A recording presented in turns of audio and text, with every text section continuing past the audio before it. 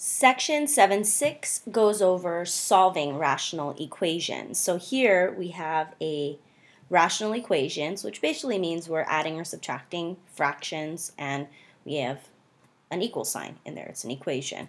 So although there are three main methods to do, one of them is kind of the method we're going to focus on, and that's first finding the least common denominator of all of our fractions. And the reason I like to do that is because, number one, it gives us practice of finding the least common denominator.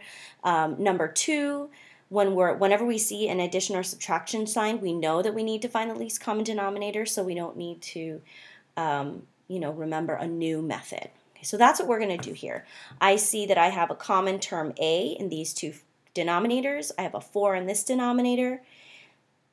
That means that there's no common factor between 4 and a, so our least common denominator is going to be them multiplied together, 4 times a.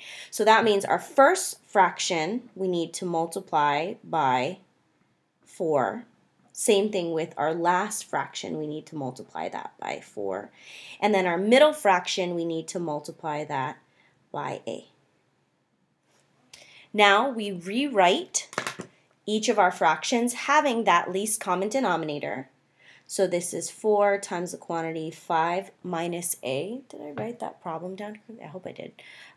4 times 5 minus a over 4a plus 3a over 4a equals 28 over 4a. Now that we have the least common denominator, what we can do is we can actually forget about it. Just work with our numerators, and that's going to give us our answer, our solution. So while I do that and I'm working with my numerators, I'm going to distribute my 4 in that first numerator. So we have 20 minus 4a plus 3a equals 28. And I'm putting in those parentheses just to remind you that if there were a minus, we would need to distribute that into the set of parentheses behind it. Here we only have addition, so we're just going to combine like terms. We have our negative 4a plus 3a, so that gives us 20 minus a, or 1a if we want to write that, equals 28. And now we have a linear equation that we solve. I'm going to subtract 20 from each side. We get negative a equals 8. And then divide both sides by negative 1 in order to solve for positive a equals negative 8. Now before we can actually say this is our answer, negative 8, we need to check our solution. And the reason we need to check is because we know that when we have a fraction, we have this limitation to our answer, right?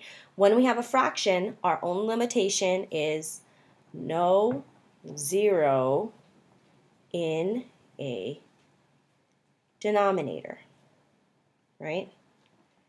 That is a big, big, huge limitation for us. So we need to double check to make sure, okay, if we substitute it negative 8 for a, is that going to give us a 0 in any of our denominators? So here, I'm just going to go ahead and check it on the side. I'm going to start from our original equation, and wherever I see a, I'm going to substitute negative 8. So we have 5 minus negative 8 over negative 8 plus 3 over 4 equals 7 over negative 8. And now we're just using our order of operations. I see my minus a negative, so I know that that becomes plus a positive. So I have 13 over negative 8 plus 3 over 4 equals 7 over negative 8.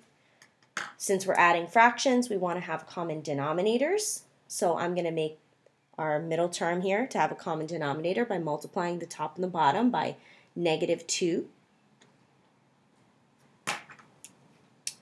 13 over negative 8 plus negative 6 over negative 8 equals 7 over negative 8. And when we're checking, we're not trying to move things from the left side to the right side or vice versa. We're just trying to make the left side equal the right side. So here I'm going to combine our numerators with that same denominator.